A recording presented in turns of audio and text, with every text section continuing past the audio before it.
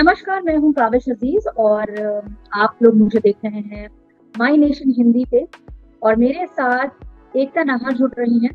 एकता एक बहुत ही young entrepreneur है, एक बहुत ही यंग बिजनेस वुमन है और ये लोगों की जिंदगी में रंगों से खुशियां भरती हैं। तो एकता, आपका बहुत ज्यादा जो है स्वागत है माई नेशन हिंदी में।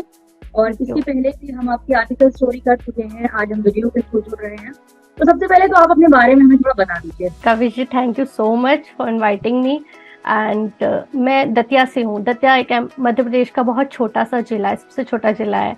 तो मेरी स्कूलिंग वहीं से हुई है और स्कूल में भी मैं बहुत क्रिएटिव थी। मतलब मुझे बहुत शौक था कि अपना मेरा जो खुद का कमरा था उसे डेकोर करने का और अपने हाथों से कुछ चीज़ें बनाने का। तो पढ़ने में फिर अच्छी थी, तो घर वालों ने वही इंजीनियरिंग के लिए भोपाल भेज दिया। बिकॉज छोटे से जगह पे आपको पता है कि बहुत सारे ऑप्शंस नहीं होते हैं, आज तो फिर भी है, बट जब मैं पढ़ रही थी तो बहुत ज़्यादा कोई आपके क्रिएटिव फील्ड में आपको जाने के लिए इतना अलाउ नहीं करते थे। तो इंजीनियरिंग करने के लिए फिर मैं भोपाल गई और वहाँ से मैंने बीटेक किया। तो बीटेक के टाइम पर मैं कविताएं ज़रूर लिखती थी, कहानियाँ लिखती थी, लेकिन आर्ट फील्ड से उतना कनेक्टेड नहीं थी, बिकॉज वो एकदम टेक्नोलॉजी वाली लाइन थी। तो उसके बाद जब मैं आई वापस से, मैंने दिल्ली में जॉब स्टार्ट किया, मैं आईटी में जॉब करती थी। एंड देन जब अपना घर लिया मैंने, तब फिर मुझे वापस से वही मेरा जो शौक था बचपन का और वो मेरा जागा और फिर मैंने रंगसाजी की शुरुआत की। अच्छा, बीटेक में आपकी स्ट्रीम क्या थी? Computer science. कंप्यूटर साइंस से आपने बीटेक किया और उसके बाद आप जो है आ गई आप इस फील्ड में जहाँ पर बिजनेस वुमन आप बन गई। तो कॉर्पोरेट में नौकरी भी किया था कभी? हाँ जी, मैं कॉर्पोरेट में नौकरी करती थी और मैंने करीब 6 साल वहाँ नौकरी की है। और उसके बाद मैं कहानियाँ लिखती थी, तो मैंने कई सारे ऑडियो प्लेटफॉर्म्स के लिए जैसे ऑडिबल के लिए, पॉकेट एफएम के लिए, आज तक, बिग एफएम, नीलेश मिश्रा के शो के लिए, काफ़ी सारे शोज के लिए कहानियाँ भी लिखी हैं। और मेरी एक किताब भी पब्लिश हुई है जो कि महिलाओं के मुद्दों पर बात करती है, सूली पर समाज। एकता, ये बताइए कि कॉर्पोरेट में नौकरी एक बनी बनाई तनख्वाह आती रही, और अभी आप जो काम कर रही हैं, आप हर रोज आपको जो है लकड़ियां घिसनी पड़ती हैं, आपको फिर रंगों से उसको सजाना पड़ता है। वो काम ज्यादा मुश्किल था या ये काम ज्यादा मुश्किल है? देखिए, अगर आप एक काम, जो कि मैंने एक बार पहले भी ये बात कही है कि अगर आप एक काम एक प्रोसेस तक करते हैं, एक तो वो एक आप सिर्फ जस्ट प्रोसेस फॉलो कर रहे हैं। अगर आप उसके बियॉन्ड जाकर अगर आप कोई काम करते हैं, तब वो आर्ट कहलाती है। भले ही अगर मैं इंजीनियरिंग में भी अगर मैं कोई काम एक जस्ट प्रोसीजर फॉलो कर रही होती और अगर मैं उसके आगे जाकर काम करती, तो शायद मैं वहां पर भी एक आर्टिस्ट की तरह काम कर सकती थी। पर जो मेरी एक स्वधर्म होता है, जैसे कि इंसान किस चीज के लिए बना है वो पहचानना, तो कई बार हम बहुत चीजें ट्राई करते हैं कि एक चीज हमने ट्राई की एंड देन हमें लगा नहीं, हम इस चीज के लिए नहीं है। पर कई बार ऐसा भी होता है कि हम उस चीज में इतने ज्यादा स्टक हो जाते हैं, भले ही वो फिर हमारी फैमिली हो या फिर हमारी सैलरी जो हमारे पास आ रही है, कि हम उस चीज से निकल नहीं पाते। तो हम शायद वो अपना जो स्वधर्म होता है वो उस तक पहुंच नहीं पाते, या फिर हम शायद पहुंचने की कोशिश करते रहते। तो मेरे साथ भी ऐसा हुआ, जब मैं नौकरी कर रही थी, तो नौकरी करते करते मुझे लगा नहीं कि मैं इसके लिए बनी हूँ। तो सैलरी आ रही थी, सब कुछ था, पर एक सेटिस्फेक्शन नहीं था। फिर जो मेरा ड्रीम था कि मेरे को आर्टिस्टिक फील्ड में कुछ करना है और मुझे लोगों से जुड़ना है, मुझे कनेक्ट करना है, मुझे इनके इमोशन से कनेक्ट करना है। तो जब मैंने अपना घर सजाना शुरू किया, ये एक्चुअली एक आइडिया ऐसे नहीं था कि इसको एज अ बिजनेस करना है, पर वो धीरे धीरे होता गया। जब मैंने अपने घर से शुरुआत की, मैंने अपना घर अपने तरह से सजाया और उसके बाद जब लोगों के रिस्पॉन्सेज मिले, देन फिर मैंने वहाँ से शुरुआत की कि मैं इसको as a career, as a business करूँगी अपनी लाइफ में। हालांकि शुरुआत में बहुत हर्डल्स आई और अब अभी भी बहुत सारे चैलेंजेस है जो मैं सीख रही हूँ। अच्छा, एकता, जो आपने नौकरी छोड़ी थी, वो लास्ट आपकी सैलरी क्या थी? मेरी अच्छी सैलरी थी, मैं दिल्ली में सेटल्ड थी।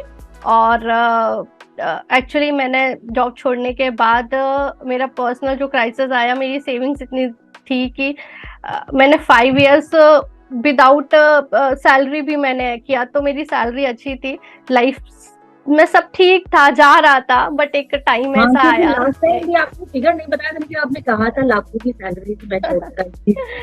जी अच्छा, ये जो आपने बिजनेस शुरू किया, तो जी। इसको जो है इसके लिए मतलब आपने कितने अमाउंट से ये शुरू किया था? जब मैंने ये शुरू किया तो मेरे पास मतलब रिस्क लेना से हम सब बहुत डरते हैं, क्योंकि अब नेचर का लॉ है कि हम बिना रिस्क की जिंदगी में आगे नहीं बढ़ सकते। चाहे वो जंगल का लॉ कह लीजिए, चाहे हमारे हमने भले ही शहर बसा लिए हैं, पर वो एक लॉ है कि आप जब तक आप रिस्क नहीं लेंगे तो आप जो कर रहे हैं आप वही करते रह जाएंगे। तो शायद अगर मैं कॉर्पोरेट में जॉब करती रहती तो मैं वो ही एकता रहती कि बस एक सैलरी आ रही है एंड 9 to 5 जॉब कर रही है, दैट्स इट।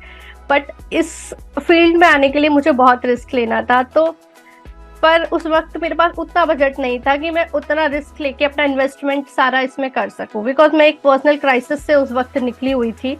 और मैंने सिर्फ कुछ 5,000 रुपए से भी कम में इसका सामान लिया, स्टार्ट किया, एंड वहां से मैंने शुरुआत की। एंड डे 1 में ही मुझे जब फर्स्ट ऑर्डर आया तब मुझे कॉन्फिडेंस आया कि हाँ, उसके बाद धीरे धीरे मैंने इसको एक्सपेंड किया। जी। अच्छा, कितने दिन के बाद जब आपने ये काम शुरू किया तो कितने जी दिन के बाद पहला ऑर्डर आया? मुझे सोशल मीडिया पे आने के फर्स्ट डे ही फर्स्ट ऑर्डर आया था। ओहो। जी। अच्छा, अभी जो है कितना दिन हो गया आपको ये काम करते हुए? मुझे 1 साल से ज्यादा हो गया है।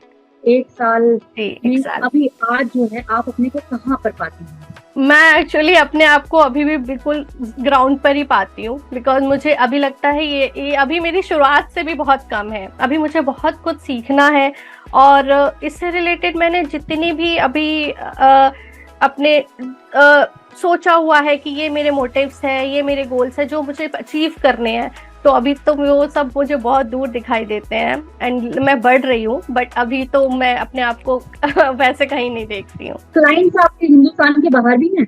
जी जी, मेरे हिंदुस्तान के बाहर काफी सारे क्लाइंट्स हैं, और कल ही मैंने कुछ ऑर्डर डिस्पैच किए हैं जो कि यूएस जाने थे।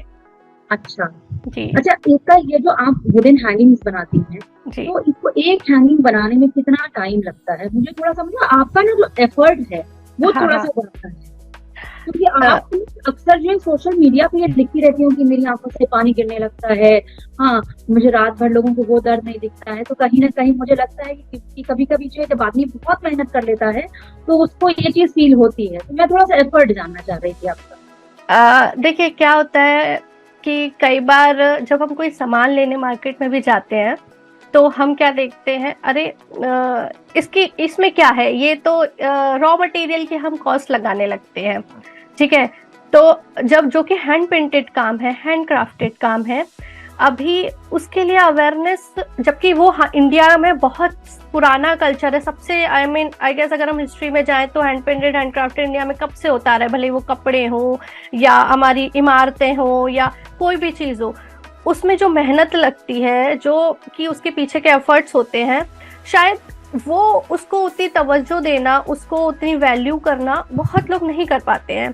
तो जब कोई रॉ मटेरियल की जैसे कॉस्ट अगर आप देखा जाए तो उसके कि अगर एक लकड़ी का टुकड़ा की अगर आप कॉस्ट लगाए तो शायद वो कुछ भी नहीं हो, पर उसके पीछे जो मेहनत लगती है, वो लकड़ी का टुकड़ा किसी शेप में नहीं होता, उसको हमें शेप करना होता है, उस पर हमें आइडिया सोचने होते हैं। बिकॉज जब हमारे पास क्लाइंट्स आते हैं तो बहुत सारे क्लाइंट्स होते हैं जिनको बस ये होता है कि उनको अपने इमोशंस एक्सप्रेस करने होते हैं, तो उनको ये नहीं पता होता है क्या होता है। तो सबसे क्या बनाना है, सबसे पहले उस आइडिया पे काम करना, उनको समझना, उन क्लाइंट की पर्सनैलिटी को समझना, देन उनके हिसाब से फिर वो ऑर्डर्स तैयार करने, तो इसके पीछे काफ़ी वक्त जाता है। एंड देन हमारे जो भी रंगसाजी के जो भी प्रोडक्ट्स हैं वो वाटरप्रूफ कोटिंग के साथ होते हैं, प्लस उनकी वो प्योर वुड होते हैं, तो उसकी वजह से उसमें काफ़ी मेहनत जाती है। कई बार हाथों में बहुत चोट भी लग जाती है, इसलिए मैं लिखती हूँ कि बिकॉज गर्दन आपकी ऐसे फोल्ड किए यहाँ पे मुझे सर्वाइकल का पेन हो गया था और 1 महीने मेरी थेरेपी भी चली थी।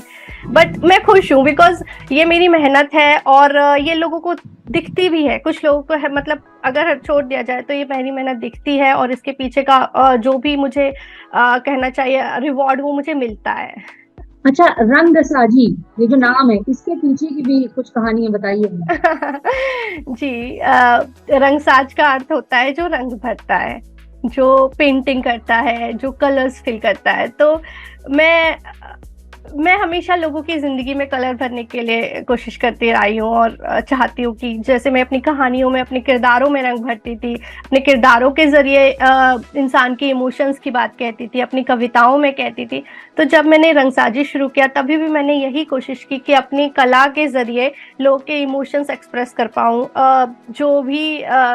जो मैं कन्वे मैसेज करना चाहती हूँ, चाहे भले ही वो महिलाओं से जुड़े मुद्दे हों, चाहे वो कुछ क्रांति से जुड़े हो, चाहे हमारा जो एक इनर कॉर्नर होता है वो मन की बातें हो, तो वो सब मैं इसके जरिए एक्सप्रेस करती हूँ। तो मुझे लगता है कि ये पॉजिटिविटी और कलर्स जो मैं लोगों की लाइफ में भरना चाहती थी, इसके लिए रंगसाजी से बेहतर कोई नाम मुझे सूझा नहीं।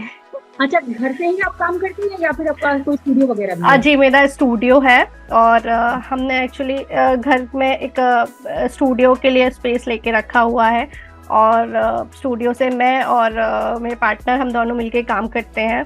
बाकी जैसे काम जब एक्स्ट्रा होता है तो हम आउटसोर्स करके अभी काम करवाते हैं। अच्छा, आपने जो किताब लिखी है, किताब एक कविता है सूली पर समाज जी, उसके बारे में थोड़ा सा बता दीजिए।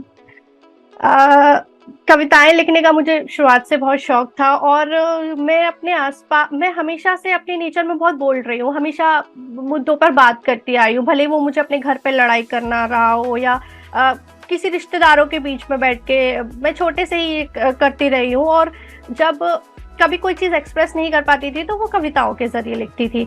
तो महिलाओं से जुड़े बहुत सारे मुद्दे हैं, बहुत सारी चीज़ें हैं जिनके बारे में हम आज भी बात नहीं करते हैं, और बहुत सारी चीज़ें टैबू समझी जाती हैं कि हम अपनी फीलिंग्स एक्सप्रेस नहीं कर सकते। तो उन सब सारे मुद्दों से जुड़ी हुई बातें मैंने अपनी किताब में उठाई हैं और एक महिला मन की बात कही है।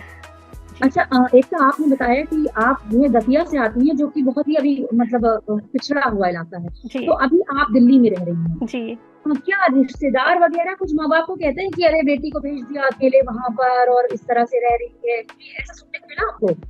बहुत बार सुनने को मिलता है, एक्चुअली पहले बहुत मिलता था, क्योंकि दतिया में आपको बताऊं कि आज भी वहाँ पर कोई मॉल नहीं है, थिएटर नहीं है, वहाँ पर मतलब एक शॉपिंग कॉम्प्लेक्स भी नहीं है, बहुत छोटा सा जिला है। अगर आप उसके स्टार्ट करें उसके सेंटर से तो 15 मिनट्स के अंदर उसकी सर्कमफेरेंस खत्म हो जाती है।